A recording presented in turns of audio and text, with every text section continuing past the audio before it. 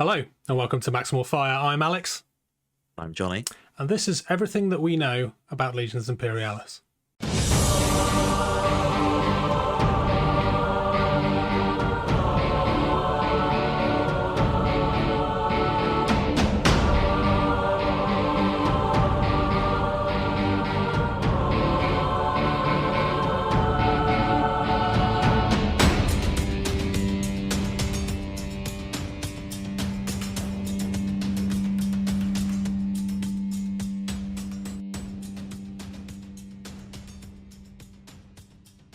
So, Johnny, it's been another couple of busy weeks on the Warhammer community side of things once again, something that we're not quite used to yet, having covered Adeptus Titanicus for the last 2.5 years and having to keep up with about one every 6 months or so. But we thought we'd put together this episode today about everything that we know about Legions Imperialis as of today, which is just before 9 o'clock on the 30th of July 2023.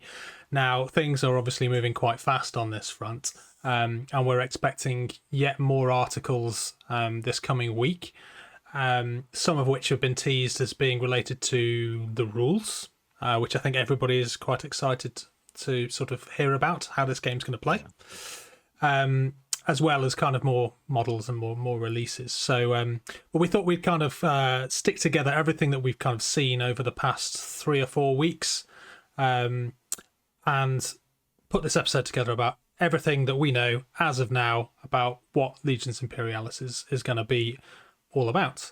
But before we do that, we're going to just get the admin out of the way as usual. If you haven't done so already, please do subscribe to the channel on YouTube. We are slowly but surely climbing the numbers, which has been great to see. Certainly since kind of Legions Imperialis has dropped, there's been a great surge of enthusiasm, it seems, for people around the channel.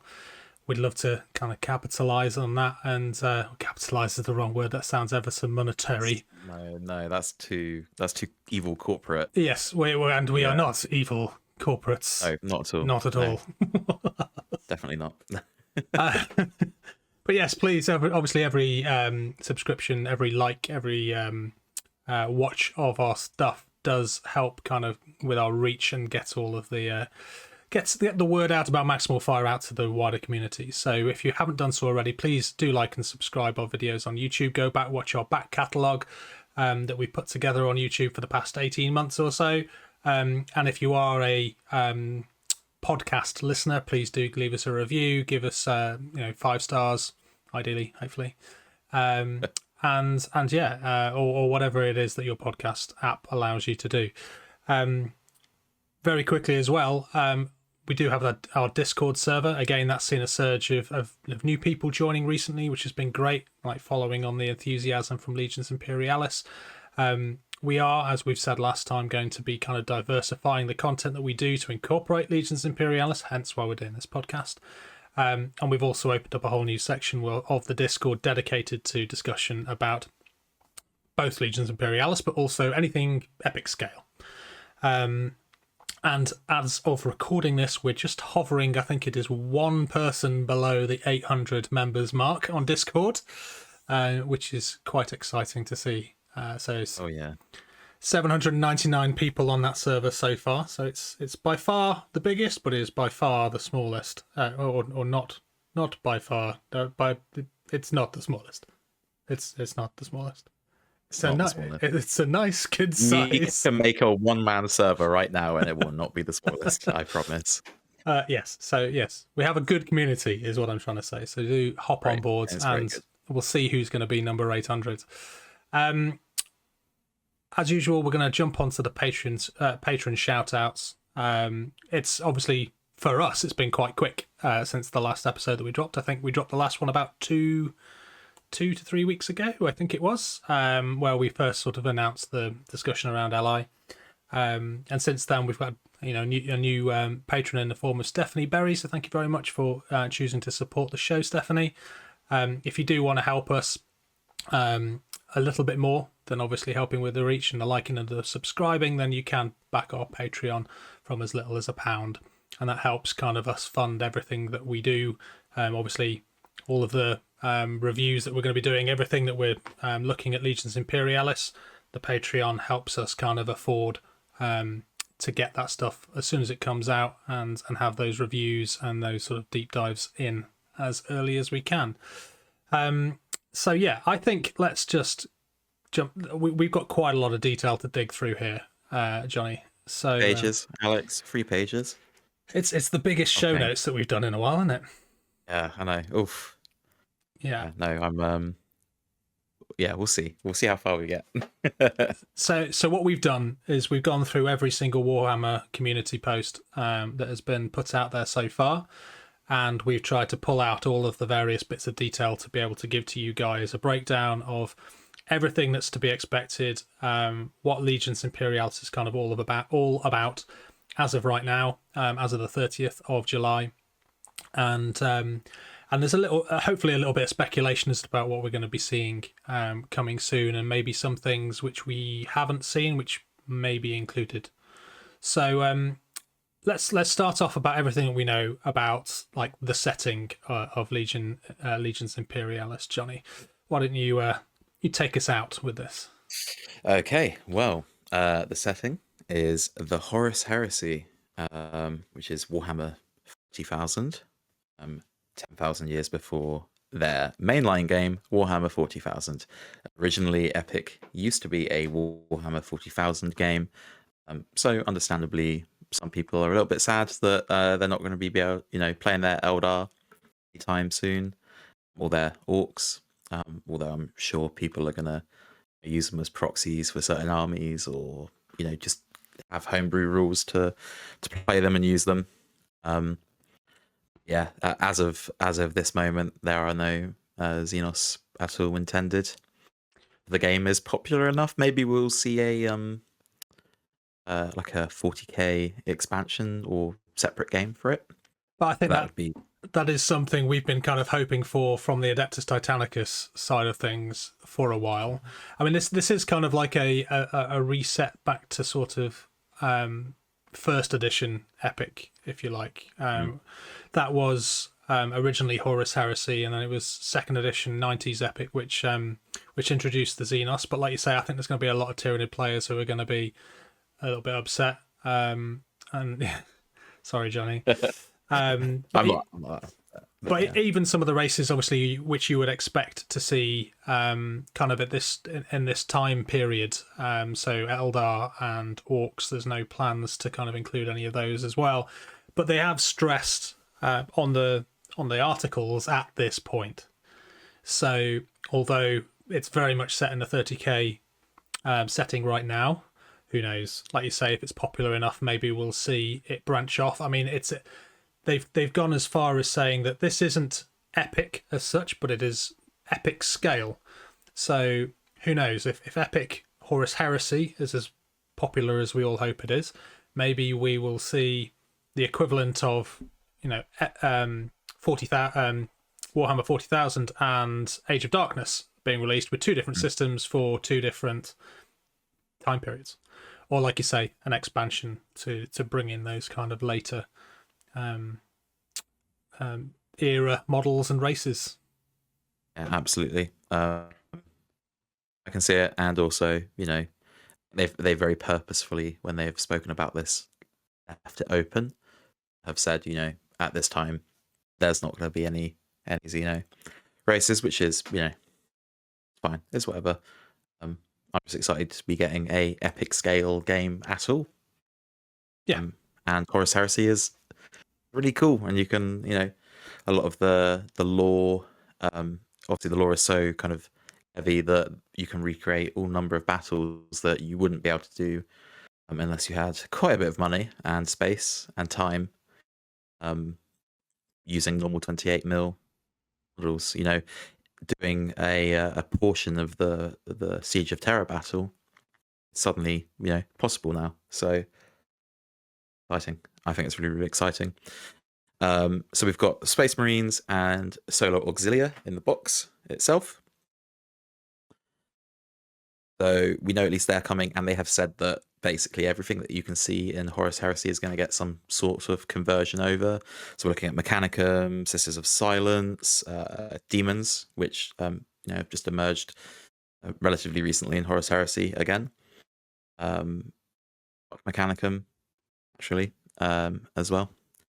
But these haven't been confirmed as such. This is us sort of speculating at this point that they're very likely to be included. At the moment, the only things that's been officially confirmed are the 18 Space Marine Legions and Solar Auxilia. But with that, I mean, you've already got, for instance, flyers for Custodes, which are still available to buy from Forge World, part of the Aeronautica range.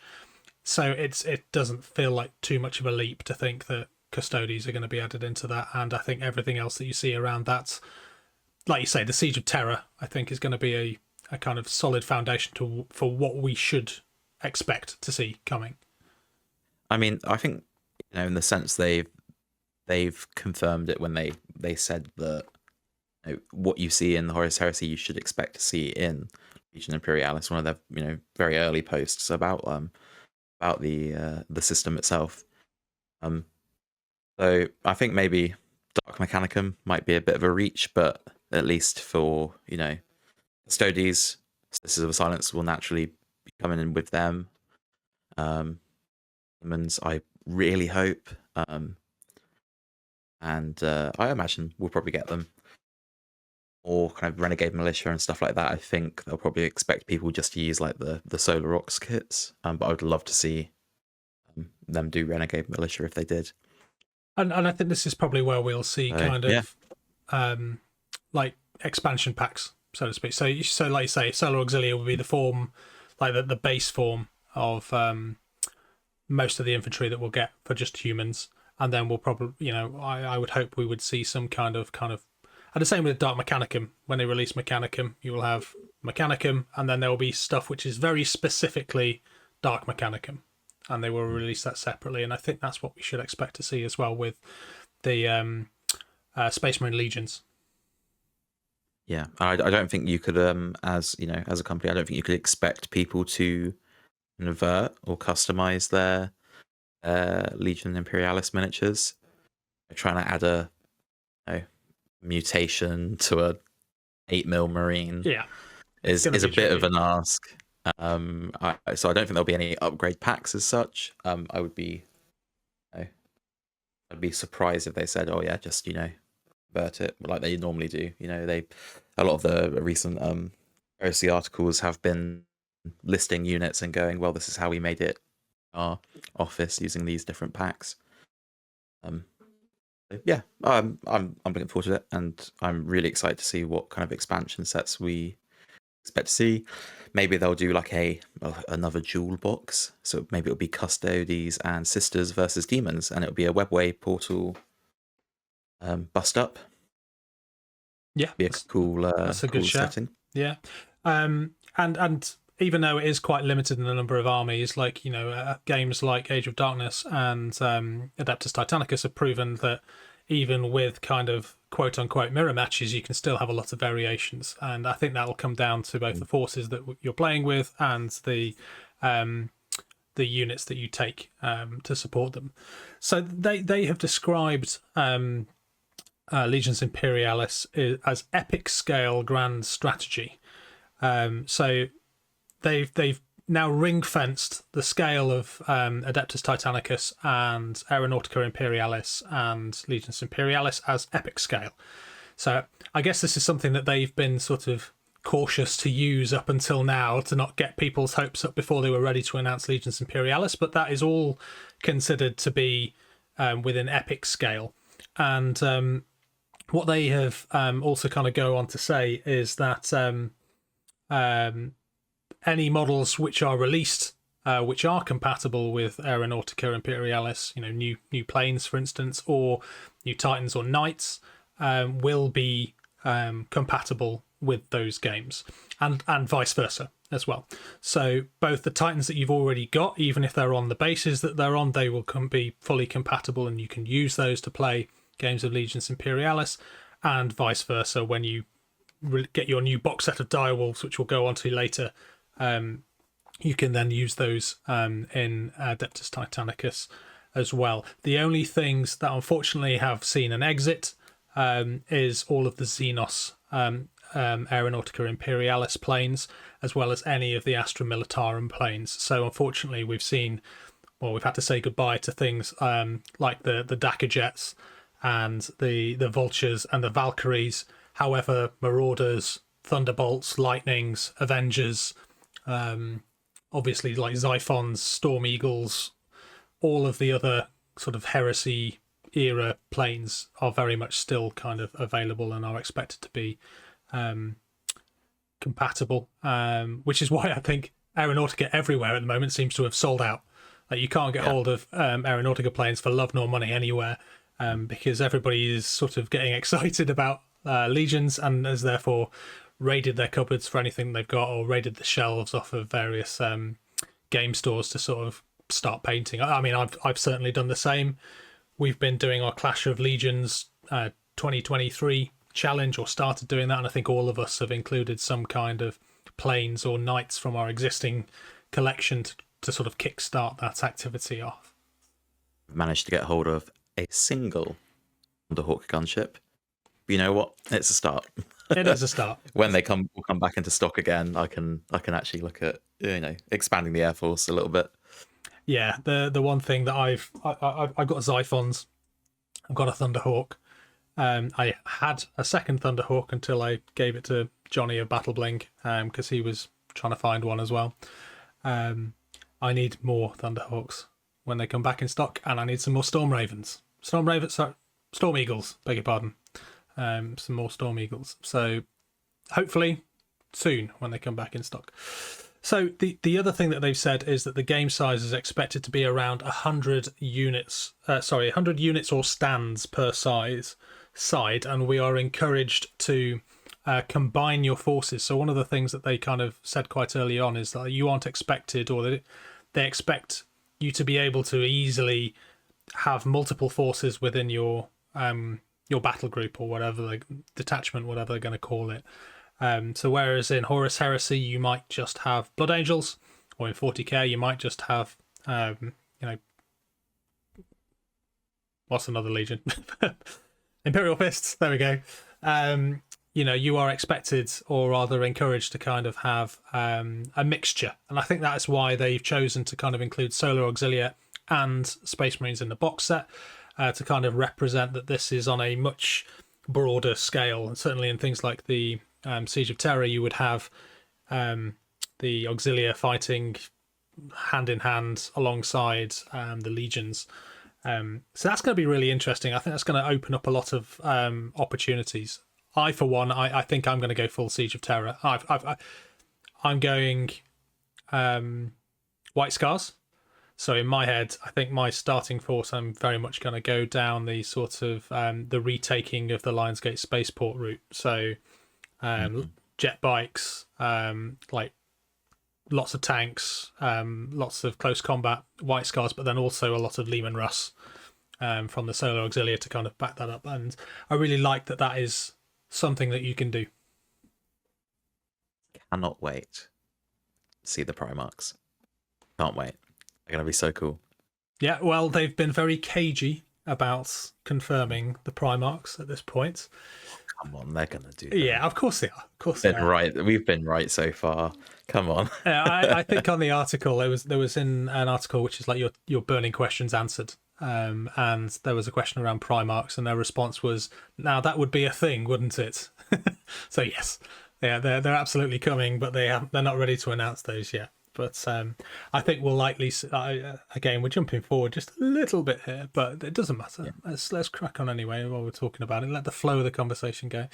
I think you've seen a lot of Death Guard. Obviously seems to be the studio army at the moment, the principal studio army. So I reckon Mortarion will be in early. What I would really like to see here is, especially sort of later in the war, you've got different versions of the Primarchs. So will they give you opportunities to have two different models? Like, for instance, will they give you an early setting Horus, and there'll also be an engorged Horus for later on. Will there be a Serpentine Fulgrim and a regular Fulgrim? Will there be a Jagati Khan on foot and on a jet bike? Because the jet bike is the massive thing that seems to be missing from the Horus Heresy range. So yeah, I think they're going to be quite exciting. Oh god, it's gonna be so cool. How they're going to fit those in, I'm not sure though. Like, are they going to be resin or are they going to be plastic? And if they are in plastic, then surely they are going to come with something else. I think we speculated about this before, didn't we? Like a Legion upgrade detachment, which would be the Primarch and like they're in a circle or something. So it'd be like Horus and the Justarian or something. That's going to be it, isn't it? It feels like that should be what they do, because even a Primarch, you can't imagine that taking up a lot of a sprue or taking up a lot of... Also, they don't want to be creating loads of extra SKUs. You know, they don't want to be creating so much extra product. They could just bundle it up, because people are going to want pretty much everything that's included in the box that theoretically would look like that. You know, you said of Horus have, like, you know, Horus himself and the Justarian. You could have Demon Fulgrim and a load of Phoenix Terminators, and then like maybe one or two special units like Palatine Blades and Noise Marines. You know, or Cacophony. God, it'll be so cool. I really hope that they go that route, because it's going to be fun, isn't it? Because you open up questions like, okay, so are we going to get like all of the individual heroes? So not necessarily just Primarchs, but then how are we going to get Abaddon? Can any of the kind of like main characters from the Legions that aren't the Primarchs? Typhus, you know. It's a lot to say that they're just going to put a tiny 8mm character in a single blister, you know. Yeah, I agree, and I think that I think it's going to be really interesting to see kind of how they do approach that going forwards. They have said things like certain models will be resin, certain niche units they have said may be resin, which is what kind of gives me a little bit of pause to think that maybe the Primarchs might be in resin, but I guess it all comes down to how big they're actually going to be. Yeah. I can't see an 8mm model being sold on its own. I just can't. No. How would they price that? You know, the little nub of resin. Yeah. 20 quid. Well, you've seen the Adeptus Titanicus Armiger Knights, right? 35 quid for 3 of those. Tiny. And they're pretty small. So, you know, it's not without precedent that they've done small models in resin. But we don't know this. We're going into speculation now. But what next then? So another thing that they've teased, and we've seen some of the tokens already in kind of a potato cam view of this, is that this is very much going to be an orders-based game. And it's a hidden orders sort of format. So I guess a little bit similar to how we've seen maneuvers in games like Aeronautica.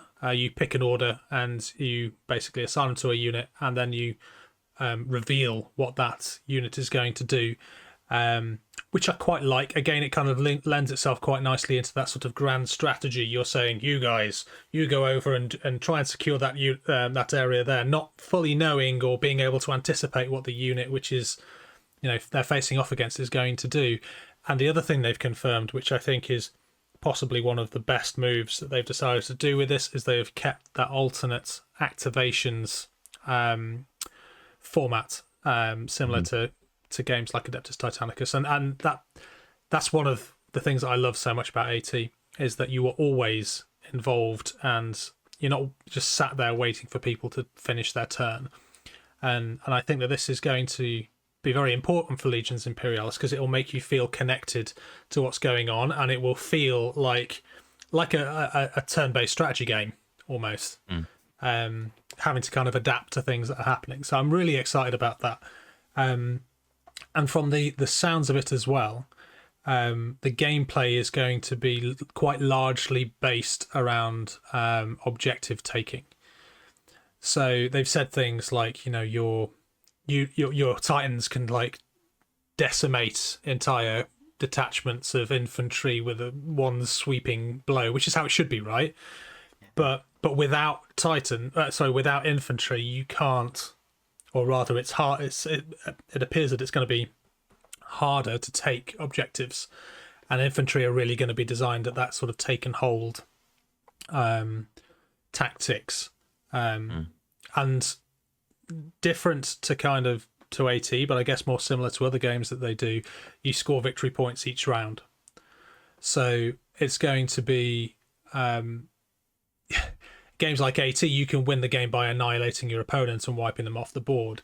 However, something that they were quick to point out here is that annihilation isn't necessarily going to be the way that you win here, because if your opponent has accrued significant victory points before they're annihilated, they still win.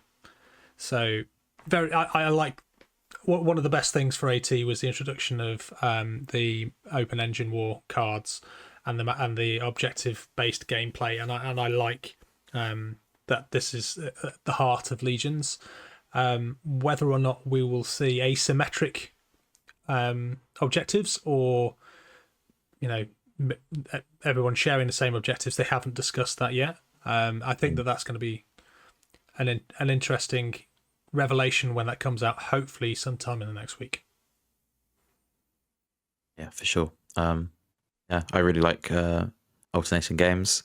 A lot of them I play are alternating, and it works very well. I can kind of see this gameplay style as literally generals sat around a table with those, those rods with the sweepers on the end, and they just like move. And removing them as they get taken off of the board, so to speak. Yeah, very detached, like a proper military commander style of doing it. Titans taking out entire infantry platoons.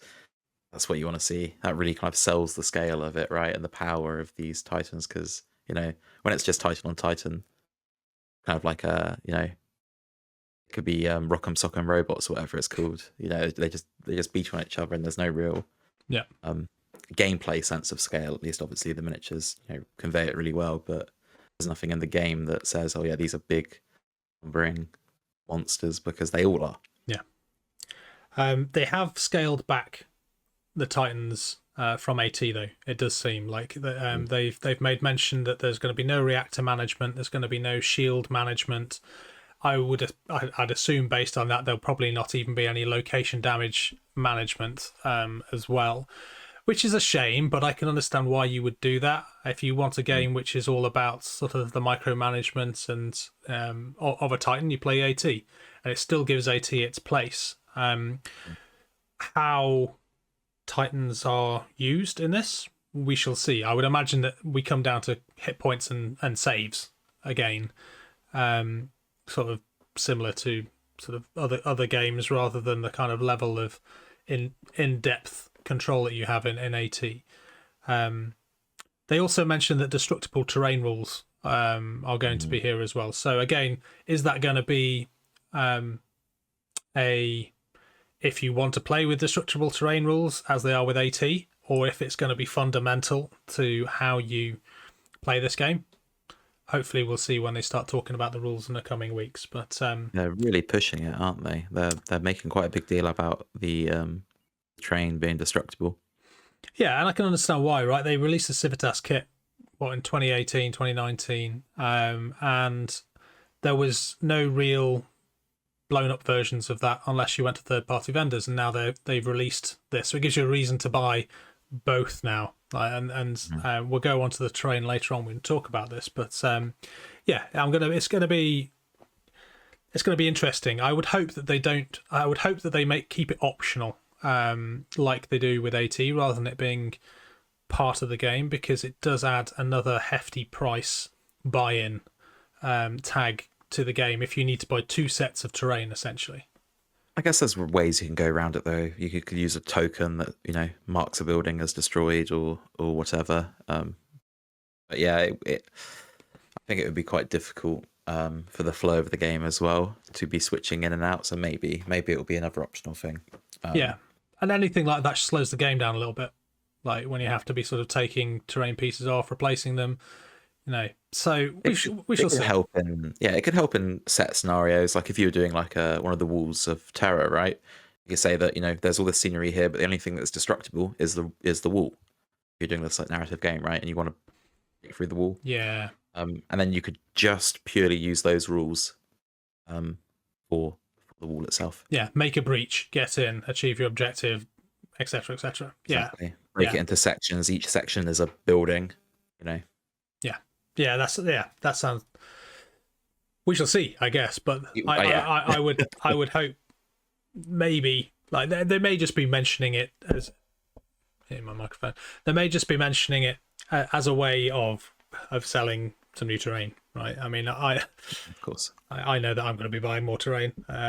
But yes. Anyway, let's move on to the core box, shall we? So this looks like quite a hefty book and a hefty box. We've seen the hardback version of it. It looks to be on a par with what we saw for Age of Darkness. Really nice big black book. The core box has 233 miniatures in total. Obviously, these are significantly smaller than what we saw in the other ones. But that is made up of both Space Marines and Solar Auxilia. So I'm going to walk through the Space Marines, and then I'll let you talk for a few minutes, Johnny, and you can take us through the Solar Auxilia if you want. Absolutely. But yeah, 106 of those 233 are made up of Space Marine Walker or infantry models, which works out at 22 stands, including 2 command stands. So within that, you get 4 Contemptor Dreadnoughts, and these look to have Power Fists and Twin-Link Las Cannons or Kerry's Assault Cannons. I've not seen any pictures of the other types of weapons that the Contemptor Dreadnoughts can have, so I've not seen like the Assault Cannons or the Melters, for instance. I guess it remains to be seen if that's just because they don't have any photos of them, or if that is, if they're available on the sprue.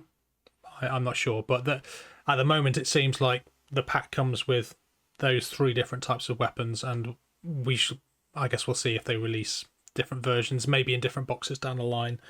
There is 2 command stands, so that would be 10 of those miniatures on 2 command stands of 5, I think it is.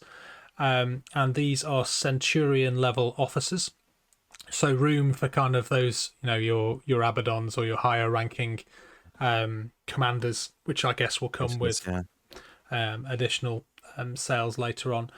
You get 2 squads of Assault Marines, so 2 stands of Assault Marines, 2 stands of Support Legionnaires with plasma guns, and 2 Support Legionnaires with missile launchers. You get 2 bases of Legion Cataphracti and 8 stands of Tactical Space Marines.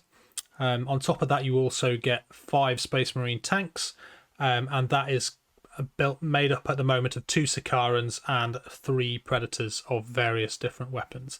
And the thing that I like about the little tanks, and this is the same across all of them so far, is that you get the cupola options as well. So you can have men hanging out or men hanging in, which I think is great at that kind of tiny scale to have gone to so much attention to detail with that. Absolutely. Yeah. Oh man, it's getting me excited. If you think about it, 200 models in the box, and they're saying standard size is 100 aside. You're really getting kind of a head start with an army. Yeah, well, it's 200 miniatures, isn't it? But there's 22 stands. That's true. Yes. So I think it's probably going to work out about. I mean, there's obviously other things as well, not just the stands of infantry, but they talk about around about 100 units or stands per side. I think that this will be probably a good third of a force of a normal size game for what they're talking. Maybe a little bit more, maybe 40%.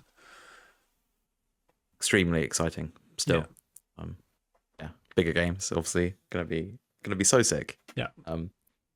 Wicked. Okay, so so in the box is 104 Solar Auxilia Walker and infantry models. which is 26 stands in total.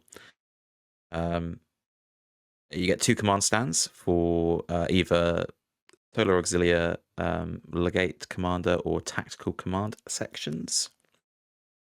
You got 8 auxiliaries with las rifles, 4 auxiliaries with flamers, 4 Velatari shock troops, Karanite ogres, which are some of the sickest Ogren models in Warhammer in general, and 4 of the new Aphon heavy sentinels, which are very, very interesting looking, pretty cool. Did you notice how I gave you the section to talk about with all of the really harder to pronounce names?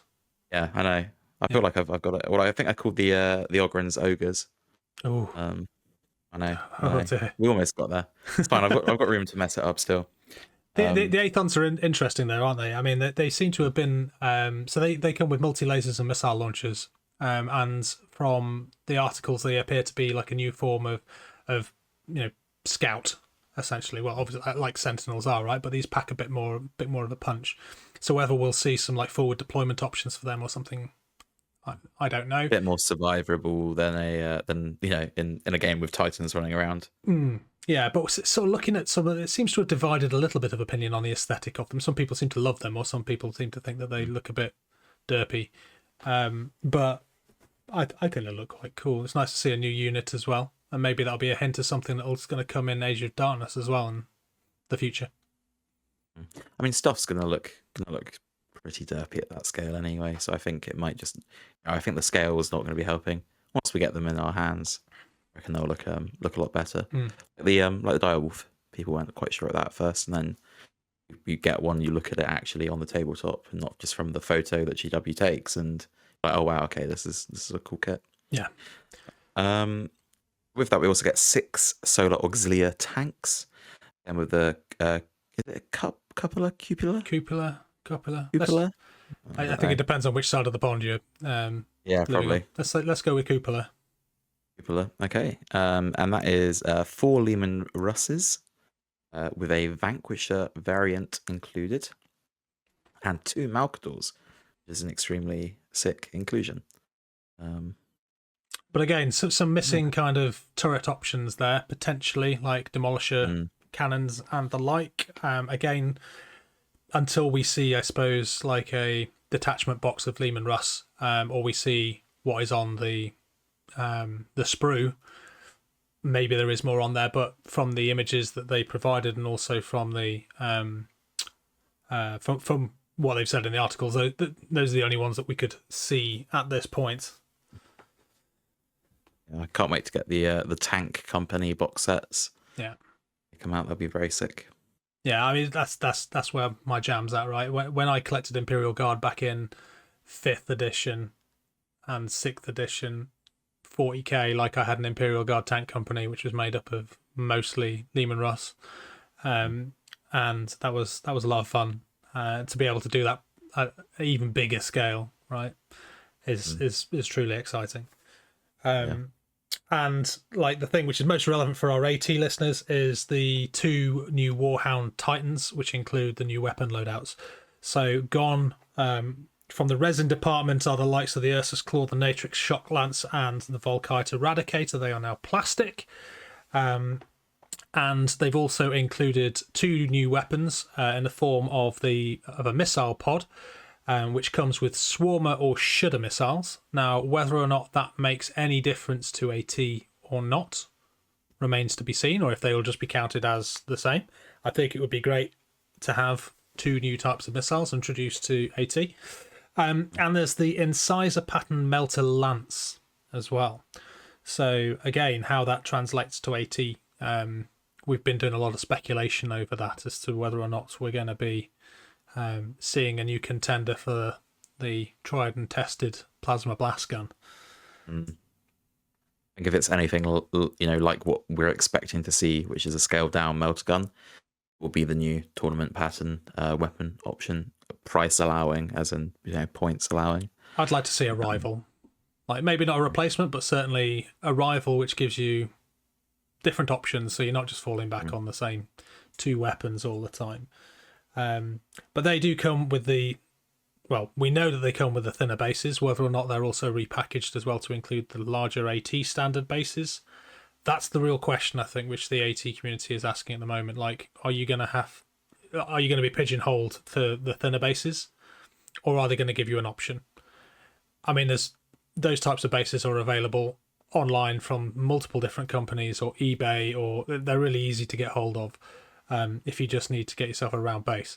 So it's not that big a deal if they don't. However, it is a little bit it puts another barrier, doesn't it, between kind of getting a model off the sprue and out. So I hope GW have included both types of base, but we shall see when we get our hands on them. As to probably not in the starter box, because why would they in the starter box? This is the Legions Imperialis starter box, but maybe when they package these up in packs of 2 post-release.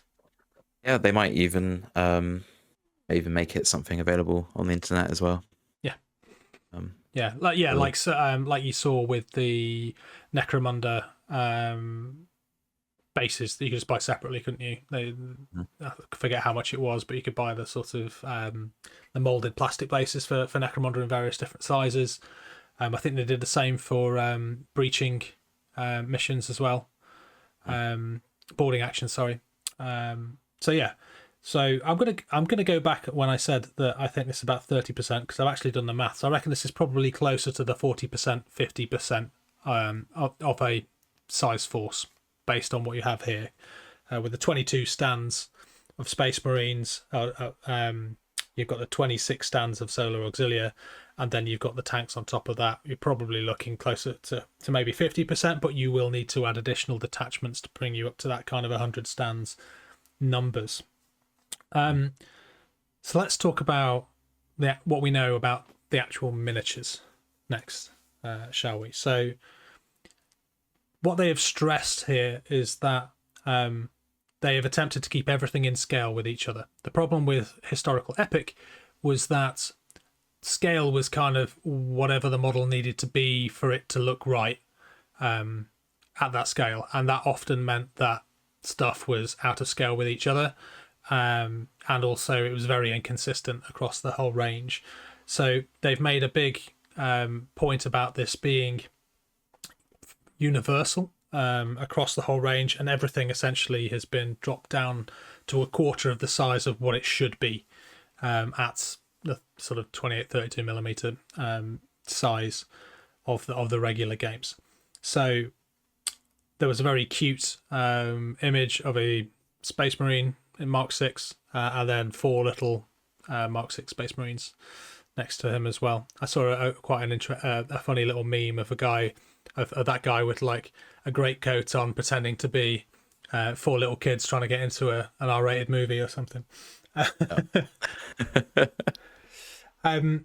But yes, something that I did notice about the sprues, though, which is quite good, is that the infantry in particular only seem to have one point of contact to the sprue.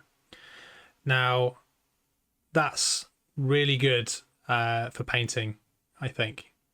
It's huge for painting. You've got a built-in spray bar handle ready to go. You just cut it out as a strip. Yeah, exactly that. You can paint it on the sprue, just clip out the bits around it, and then you've got that one point that you can do all of your painting on and then stick them straight on. I'm not somebody who likes painting on sprues, but that's because when you clip them off, often you end up then with a point of the thing which is now just bare plastic, but you won't have the problem. From what we've seen so far anyway, I'm sure that some miniatures may have 2 depending on the size of them. Certainly the regular infantry seem to only have 1. Ogryns, it's on the base as well. Yeah, and it's on the base of the miniature as well. But things like Ogryns, maybe the bigger models, perhaps not. I wouldn't expect it to be. I expect most of the vehicles to be multi-part, so I think you're going to have to assemble those. Probably the dreadnoughts as well. But certainly for your regular sort of Marines, it looks like they will be easy to paint on the sprue, which one less thing to kind of have to faff about with when you're painting, which is great. It's going to be the most common model you're probably going to paint is infantry, so Space Marines or Auxilia. So good that they are the easiest to paint if the others are going to be maybe a little bit more tricky. Absolutely, yeah. You can cover this next one about the bases because you called this back in March, I think it was.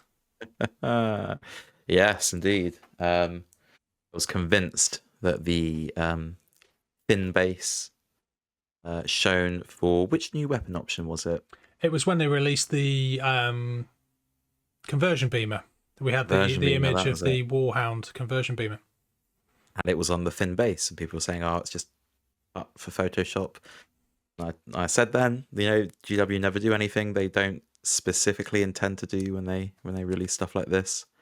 And we're getting thin bases, so essentially it's to help visually look correct because it would look very strange for a lot of 8mm or shorter infantry to be on quite high bases that are basically their height almost. So there'll be options for, if flat against table looks a little bit more realistic. And yeah, I think it's gonna look sick. I'm not might replace my Titan bases. No, leave them as it is, mate. It's just an opportunity for you to paint it more Titans. No, I've got to stop painting stuff. Or I've got to slow down. I've got space myself out because maybe we'll see. Maybe just cut around the edge, of the base and do a really messy circular job. The beauty about this, right, is that if you want to paint a new Titan Legio, but you can't be bothered to paint up an entire maniple, you can do that here, right? You don't need 5 Titans. So if you want to try out what it looks like in a different Legio colour scheme, you can do that. Whether or not there'll be any special rules for Legios, I probably doubt there will be. I think it'll just be an aesthetic choice. So that's really cool. They have said, though, that all of the existing bases in both Adeptus Titanicus and Aeronautica Imperialis can still be used within Legions Imperialis. Now, less of a problem for AT because it, like I say, just means that they look slightly out of scale, but probably it's not going to be vastly noticeable. Something bigger, cooler, Yeah, it's. I don't think it's going to make that much difference at all. But for it was interesting that they said you could still use your Aeronautica ones because they're obviously on those dial bases, hexagonal, and they said, yeah, you can. Though, right? They say you can, but it might be a bit immersion breaking, which I agree. But that does kind of lead you to think, well, obviously the base size doesn't overly matter for flyers. You know what they're going to do with flyers? It's going to be the Battle Fleet Gothic method. You're not measuring from the base; you're measuring from the flying stand. Yeah, stem to stem, or so your base can be as big and as annoying as you want within reason. Obviously, you don't want to mess around with stuff on the table, and then you just measure from the stem of the base. Yeah. I just hope that they do release, again, similar to Necromunda, right? They release some Legions Imperialis specific upgrade packs of flying stands so that if we want to, we can just buy a £5 packet of those, get 10 that we can just rebase our planes on without too much faffing about. That would be very useful. But yeah, we've seen an image of the Thunderhawk on a round flying stand. It did look a bit small, but it was a bit top heavy. Yeah, but it's difficult to kind of judge that because the Thunderhawk's such a big model. It might well have been a 60mm base, but it's hard to kind of, which is a reasonable size base, but it's hard to properly scale that when the Thunderhawk is the size that a Thunderhawk is. Yeah, I mean the AT one looks a bit small for the scale. You know what I mean? You've got quite a large ship on it's quite a small base. Yeah. Maybe that was kind of roughly the size that they went for the Aeronautica, Perhaps. And it just looks a bit weird in the photo. I think on the Thunderhawk anyway, anything less than 60mm is going to be a little bit wobbly. But we're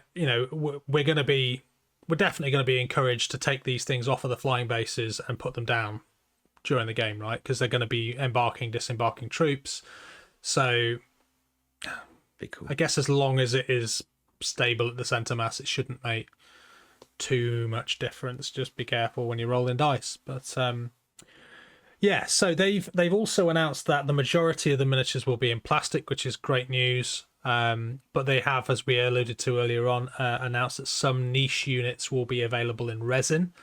I think this is where we might see things like say, potentially Legion specific stuff, like you say the Phoenix Guard or something. Maybe even the Primarchs might be in resin, but maybe we'll see things here as well, like the more uncommon tanks, or more uncommon knight variants, or possibly even things. I really hope they do Ordinatus at some point.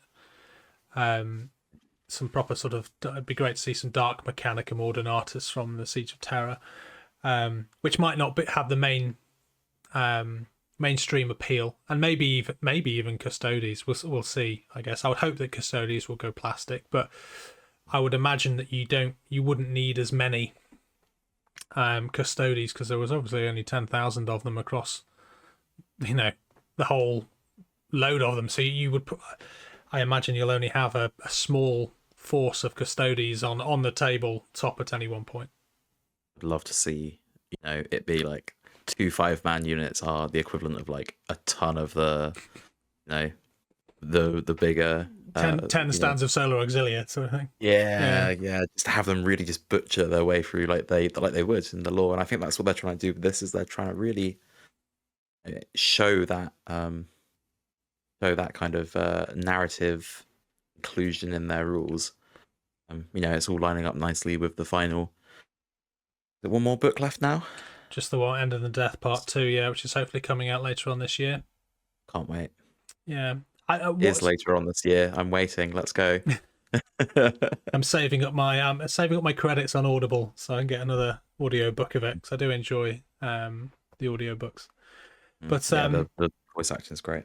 So, something that they've appear to have done, we've not had any accurate measurements from GW, but something they appear to have done, which again was something which was on our wish list at the beginning of this year, was the models do seem to be scaled as they would be to their actual size. So whereas unlike the Horus Heresy setting, an Imperial Guard is roughly a similar sort of size to a Space Marine, it does appear that they've tried to add in that delineation between Cataphracti and a Solar Auxilia. So they seem to be about 6 mil in height, whereas from what we can gather from images anyway, the other guy, the Cataphracti, seem to be more like 10.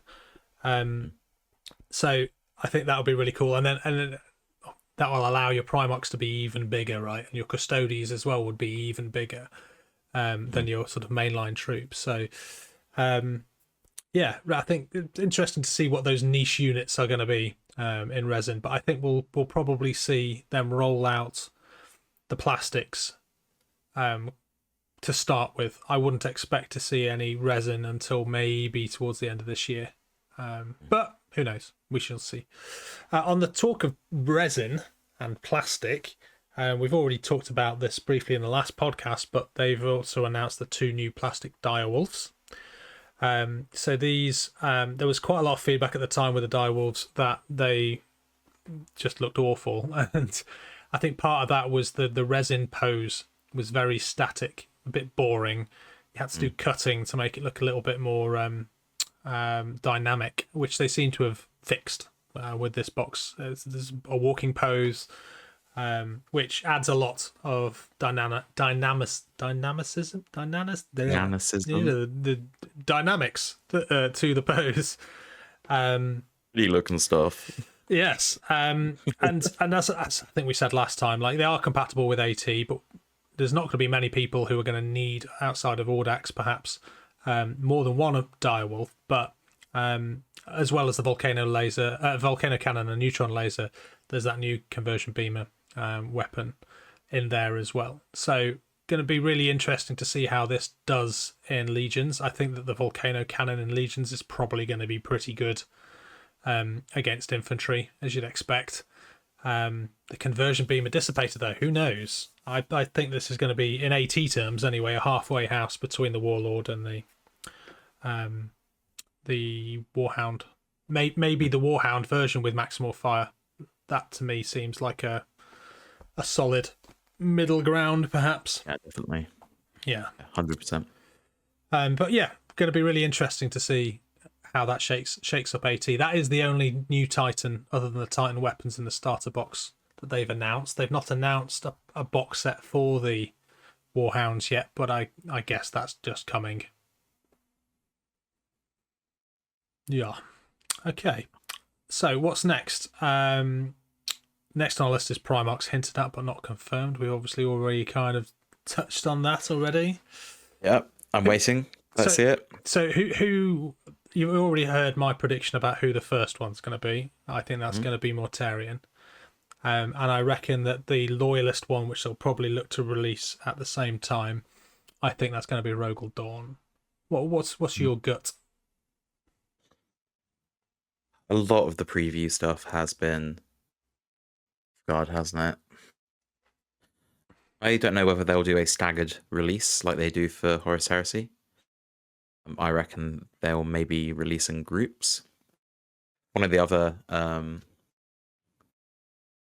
alternate boxing option could be that maybe they do the key duels between the Primarchs. There's 2 Primarchs in the box, and it is each Primarch has its own mega 1v1 between another Primarch, right? So you've got Khan versus Morty, Fulgrim versus Ferrus Manus.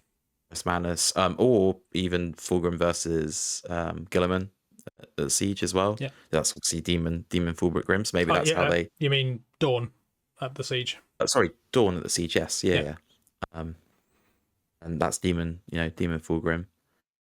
So maybe that's how they split out the corrupted and non-corrupted. Bike version versus non-bike version. Because then you've also got Dawn versus Alpharius. We all know how that went down. Sanguinius versus Horus.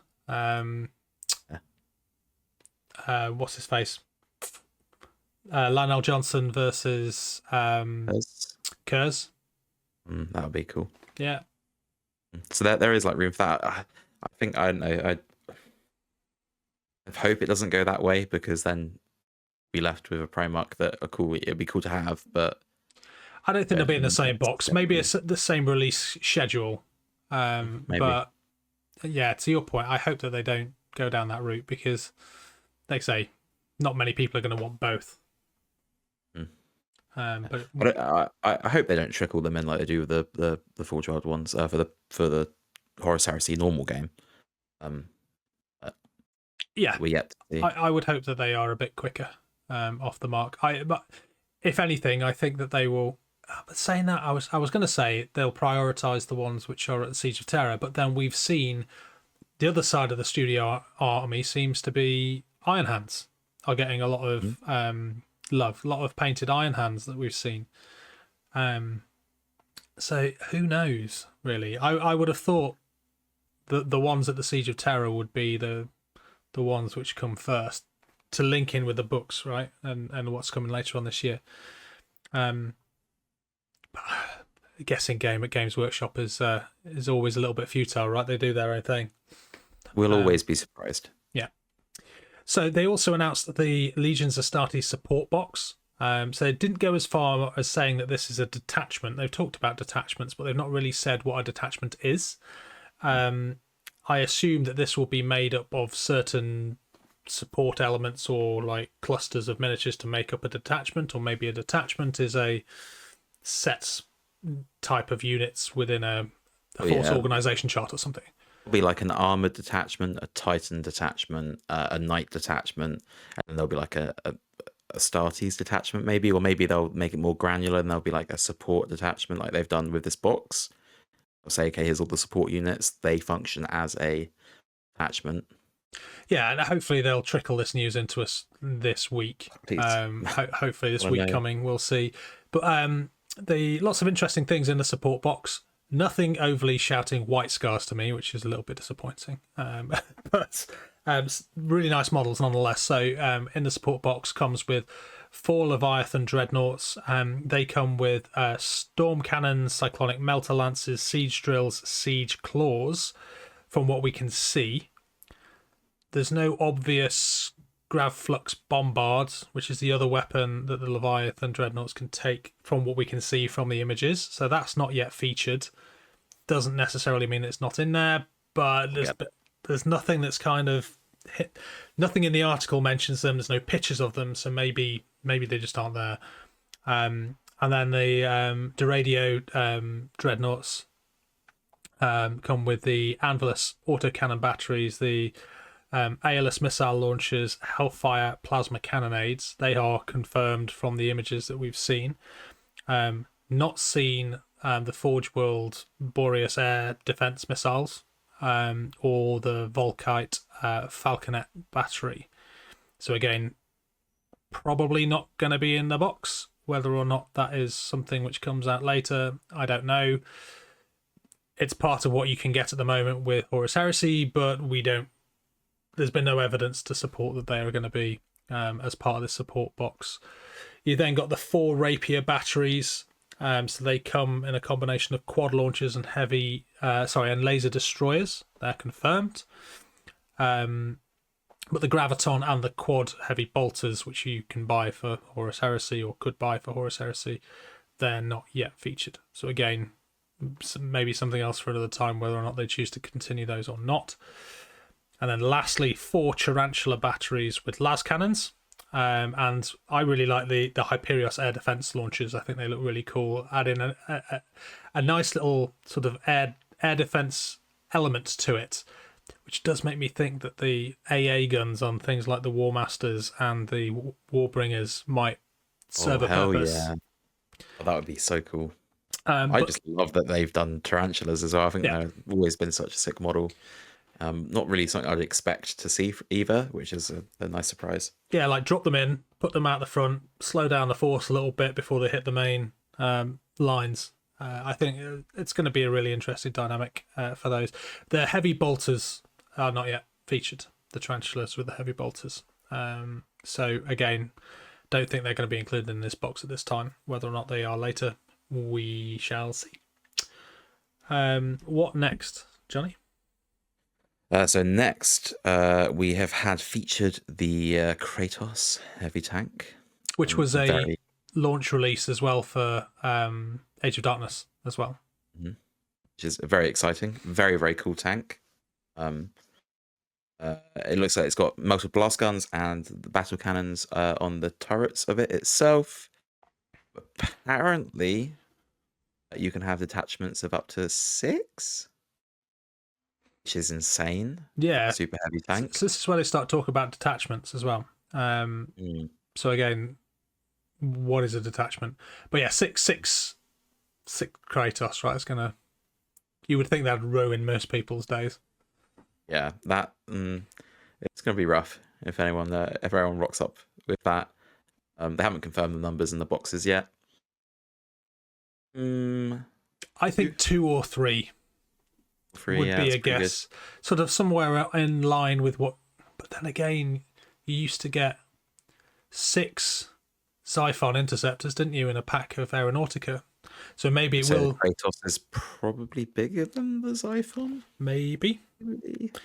About the armatures being sold on Forge World, how willing to go small. But this'll. My gut says these will either be sold as a detachment of 6, or as a pack of 3. Is my gut on these, and similar for the next one as well. I'd say so. Yeah, I can see that. Next up, we've got the Baneblade. OG. Classic. So far, it looks like you get the option of Baneblade or Hellhammer. Is very, very cool. Again, detachments up to 6? Question mark. Does that mean that in a detachment that can take super heavy tanks, you have a maximum of 6 super heavy tanks, or do they move in a unit of 6 blades? Which sounds silly just to say it. Who knows, right? Yeah. Who knows? But there's a lot there as well that they've not yet confirmed, like no shadow swords and all that kind of stuff. So that these are the first of the Baneblade variants, I guess, that we're going to see here. Well, like with a lot of these, I'm pretty certain that they're maybe just drip feeding information. Like with a lot of the missing war gear options we were talking about earlier, I ever see them releasing upgrade kits for LI, will have the model with its options. Say that I'm pretty confident that most in the boxes that they come with, most weapon options will be available that you can get in Heresy. Yeah, I think we might be we might get more variants. There are a ton of Baneblade variants, so I'd be shocked if that was the only two that we get. But we will see. Yeah, we'll definitely see shadow swords and stuff, right? They're the other big names. But again, I think that will come in another box with what's the one with the plasma guns, the big plasma blast gun on the front of it. Annihilate? No. Because the shadow sword's the one with the volcano cannon, isn't it? Oh man, it's been a while since I've think about Baneblades. yeah. I don't think I've looked at it. Let's jump on Wikipedia while we're talking, so we don't look complete fools. Because there's the one with that like mega heavy bolter turret as well. I love that one. Insanely sick. I was working at GW cool. when they released the Baneblade, but that's probably the last time that I paid attention. So, God damn it. Of course, it only talks about the two that we were just talking about on the 40k Lexiconum. But GW have just scraped the internet of any other version of Baneblade. There's only two that exist, and it's the two that you can get in this box set. Well, according to their actual website, so there is the Shadow Sword, which has got the volcano cannon, and it is the you're thinking of the Stormlord with the Vulcan Mega Bolter and can carry troops. Plasma one called. What was the plasma? The Leman Russ version is the Executioner, right? So it's not. Yeah, it doesn't seem to be on here unless it's called something not plasma. Let us know in the comments because it's driving me mad. And apparently, this might be a Mandela effect. There might not actually be a plasma. Maybe not. Maybe we've seen you're something about the Leman Russ. Maybe I've seen something on Instagram of somebody converting one of these things up. But the Bane Sword's got the Quake Cannon. The Shadow Sword's got the Volcano Cannon. The Doom Hammer has got a Magma Cannon. Storm Sword with a Storm Sword Siege Cannon. Bane Hammer with a Tremor Cannon. Stormlord with the Mega Bolter. Plasma one doesn't exist. And the Hellhammer with the Hellhammer cannon. I think that I've completely just thought that this thing exists and it doesn't actually doesn't exist. I don't think it does. I think you're thinking of the Leman Russ one. I might be thinking of the Leman Russ one. The kids rock up at GW with 3 Leman Russes, all with plasma on the sponsons, on the turret, and someone would go home crying. I swear there used to be one on a Baneblade. I'm not putting my reputation like that. Moving on, so we've also got the tried and trusted Deimos pattern rhinos. So we knew that these were coming. They had to come. I'm going to be getting loads of these. Comes in a pack of 10. They've been this is the first one that they've actually confirmed how many's in a box. 10 rhinos. I guess these are going to be upgrades for infantry formations rather than being separate detachments. And multiple different cupola options. So hunter-killer missiles, multi-melters, twin-link bolters, havoc launchers. Yeah, everything that you would expect to get in the Age of Darkness rhinos, which is great. Good old trusty rhinos. Beat 'em. Especially the Deimos pattern. They look so sick. Yeah. I'm going to be definitely looking forward to... at the moment, it seems like for my White Scars, it's going to be rhinos until I get jet bikes. When they announce jet bikes, everything's going to have to be mounted in rhinos. So have them on the outside of the rhinos, just riding them in. Yeah. So that's it for now. Obviously, there's still some notable exceptions that we haven't seen them talking about. There's been no discussion of any Land Raiders at this point or Spartans. None of that. Yeah, it's going to happen. It's got to. It's going to happen. Come on, let's be real. But then I would also hope as well we'll be getting the things that they've released in the core box but sold separately. So your Predators, your Land Raid, Leman Russes, Malcadors, Sakarans. Hopefully they'll all be coming in their own sort of separate boxes as well. Maybe not at the start, but hopefully soon after. The last new bit that we really are here to talk about today is something which is great news for any Adeptus Titanicus player as much as any Legions Imperialis player, and that is scenery. So scenery for AT has been out of stock or harder to get hold of. It's been rarer than rocking or shit for about 6 months or so. And it appears that like everyone was wondering whether or not it's, there's the usual, they're phasing out AT. I think he's dying. Yeah. This has proven that this has all been part of a reboxing. There's been some new images shared online of them in the new boxes. So the Manufactorum Imperialis, the Civitas Imperialis, the Civitas Spires, which were all previously available, they are now going to be rebranded essentially for Legions Imperialis. I think it's an interesting choice to just completely rebrand it to Legions Imperialis and not just be like Legions Imperialis and Adeptus Titanicus, or just leave it as Adeptus Titanicus. I guess they want to sell more for Legions, right? But maybe it does kind of like that puts their stamp down that this is our main studio game, whereas AT is still very much a specialist game. But yeah, they're all going to be coming back in, which is great to see. I need some more Civitas Spires to finish off my siege wall, which I've been creating using the Troublemaker Games sets. So glad that they're going to be coming back in because prices on eBay have been silly. But we do have new terrain as well. Johnny, why don't you take us through those? Hell yeah. So the road tiles, everyone's seen them now. If you haven't, go look, they're awesome. They're road tiles.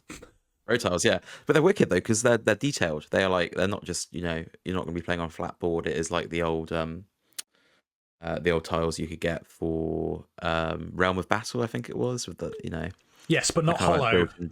Not hollow not like hollow. the Realm of Battle boards. No, they'll be like flat plates like the Necromunda tiles. There's going to be 6 12 by 12 or 1 foot by 1 foot tiles in a pack, which will make you a 3 by 2 board if my maths isn't off.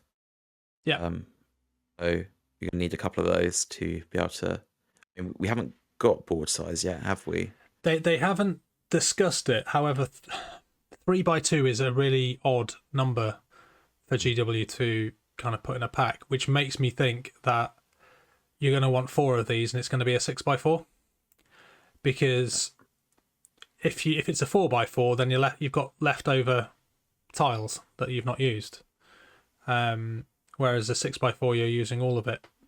That does mean that this is probably going to come in at about £200 for a full board, and it's probably going to be a case that you don't want to roll dice on your board, so you're going to need something off, because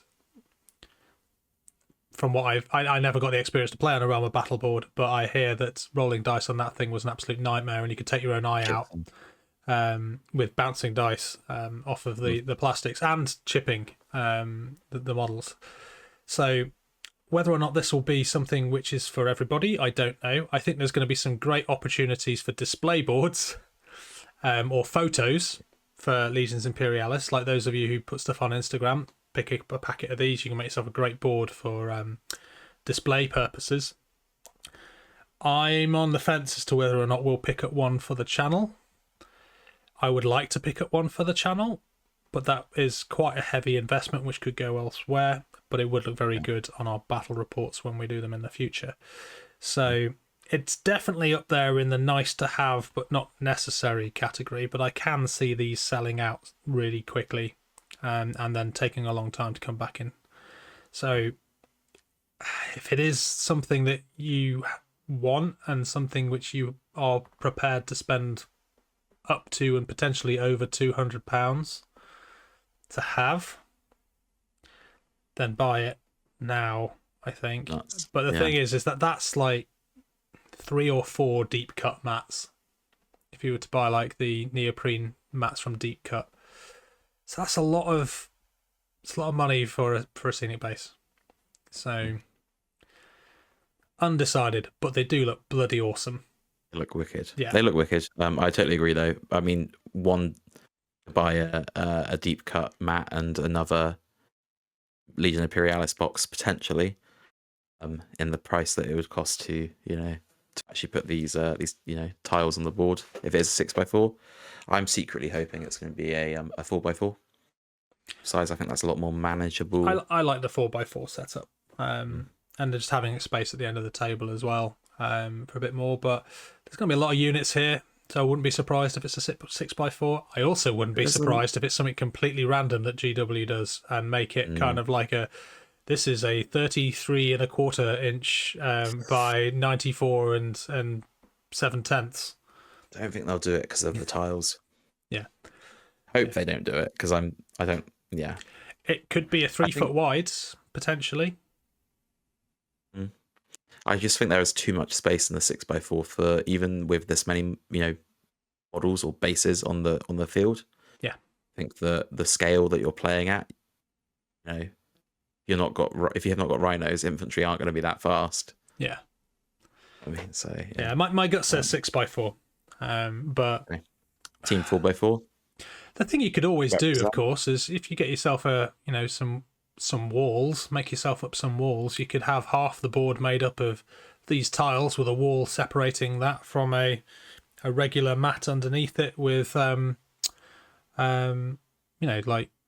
dirt or grass or whatever, if you don't want to go the full hog. But they are really nice, and the photos do look great with them on. And then there's just one more piece of new terrain, which is the Civitas Imperialis ruins, which is good to see as well. The thing that we've been talking about a lot, isn't it? That we've got a lot of blocking terrain, which is perfect for AT, but we don't have much in the way of scatter terrain, which is really, I think, where we're going to need to bulk out a lot of our terrain for Legions. Things which are better for smaller models and give cover to infantry, not just big old titans. Absolutely. So yeah, there's talk of garrisoning ruins. I don't know if that is just their way of saying you can put units into ruins, or if garrisoning is a special word, a special thing that units can do to make them harder to get out. Perhaps. Drop fleet commander do it, right? And they have a occupy building thing, so it's not it's not out of the realms of possibility for a tabletop game. And if they are that vulnerable to big weapons, right?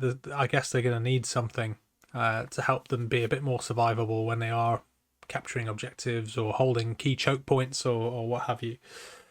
Keeping a missile squad safe in a city, that'd be cool. I'd like to see that. Yeah.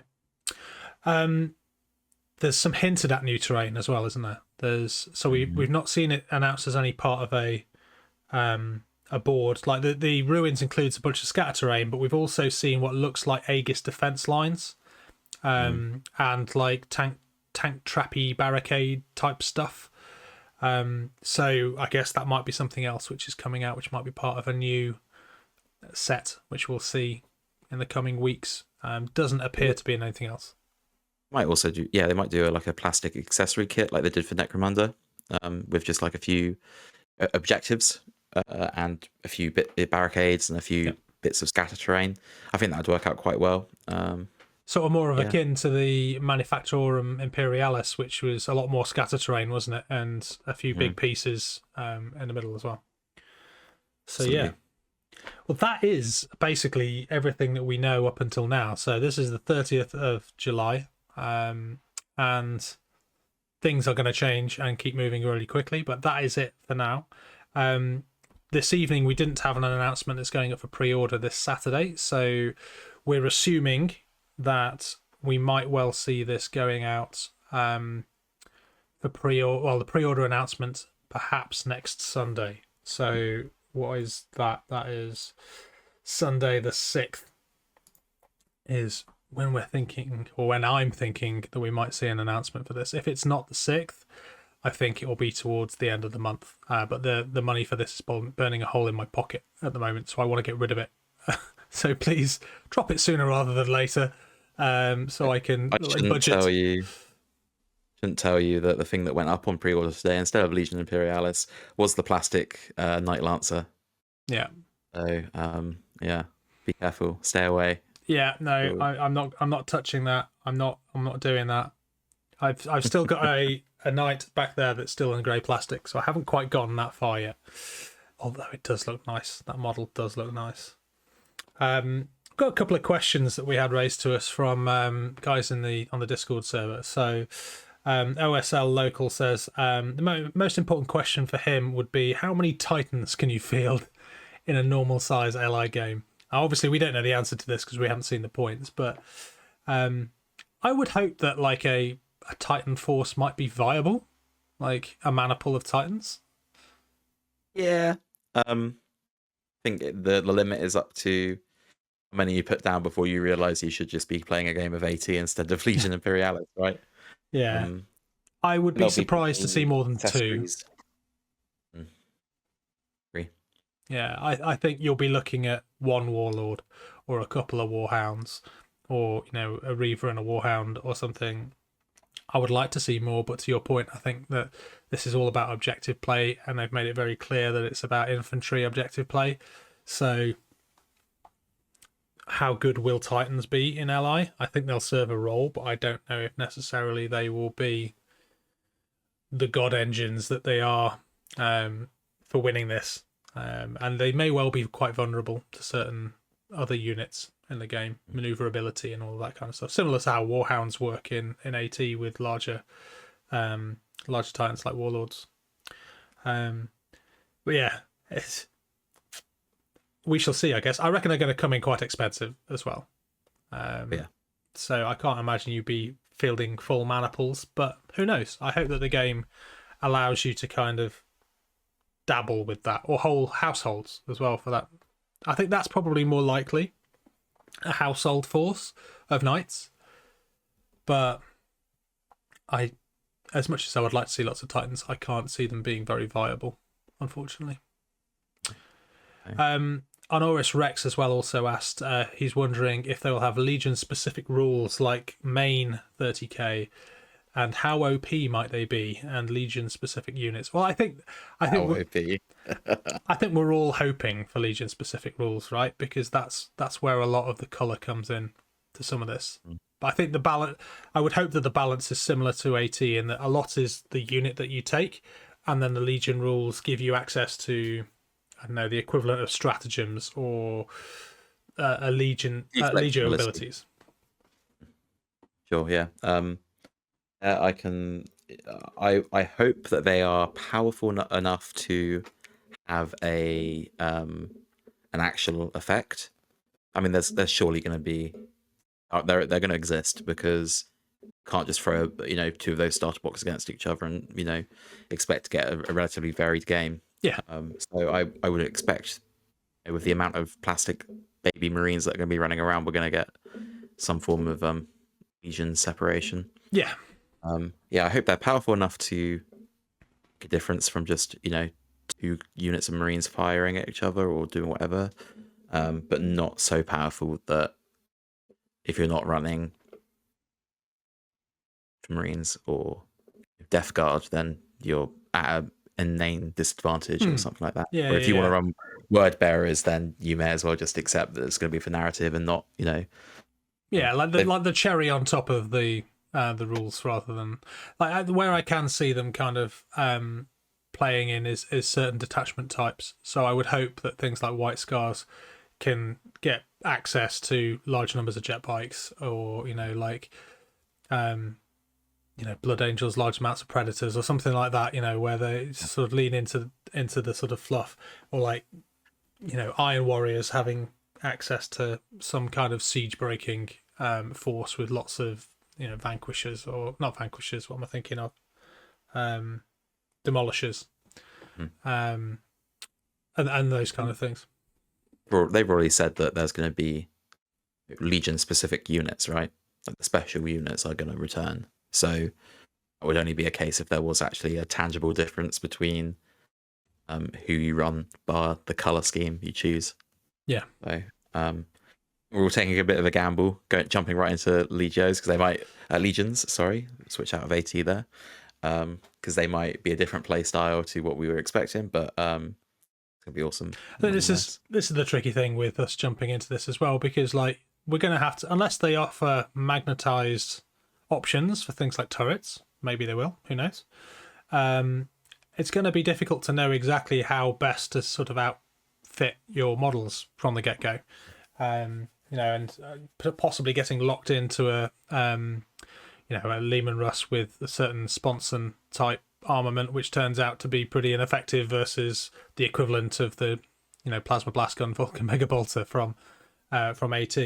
I think Rule of Cool will probably stand out to start with, until people have got a handle on the rules.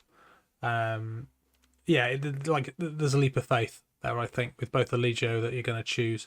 But it does seem like, from what they said, if the Legio that you choose turns out it's not that great, well, you can take a different Legion to complement that force in some way, and run two together. So, yeah.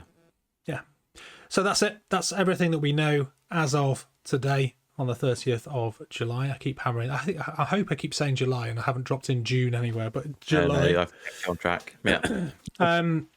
We are going to be scheduling our first Legions Imperialis event at Entoyment in Poole on the 11th of November. The details for that are obviously not out yet, and they will follow when we get a better idea as to what is, how the game plays and how many points is kind of a normal size game.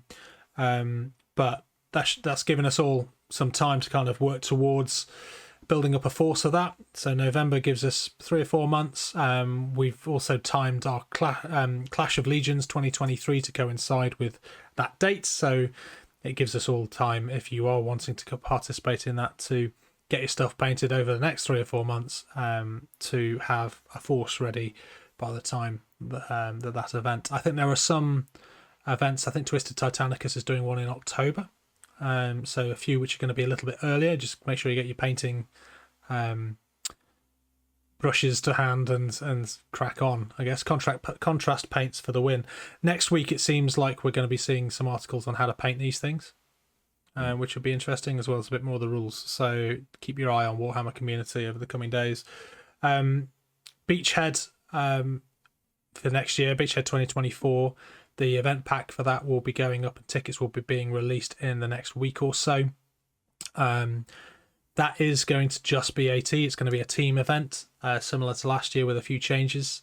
But if there is possibility to support a Legions event at the same time, we are looking into the possibilities of that. But like with everything, it comes down to availability of terrain, which is, It's the most expensive part of running events. So it all comes down to whether or not we can field enough terrain for Legions. Maybe we could look into sort of like a best board award or something for Legions to sort of encourage people to for sure provide some terrain themselves.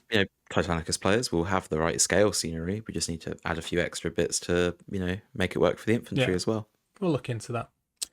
But yeah, please, just a reminder, do subscribe to the channel, give us a like, drop us any comments that you have in the comments, and we always endeavour to try and get back to you or reply, and it's always great to sort of hear your thoughts on those sort of things, or do leave us a review on Apple or any other podcast platform that allows you to do so.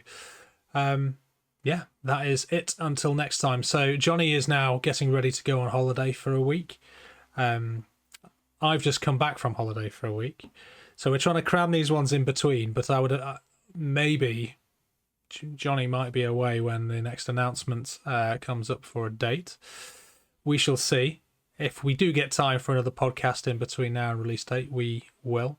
As soon as we get our hands on a copy of the box game, we'll look at doing an unboxing video, most likely, to show you guys the contents.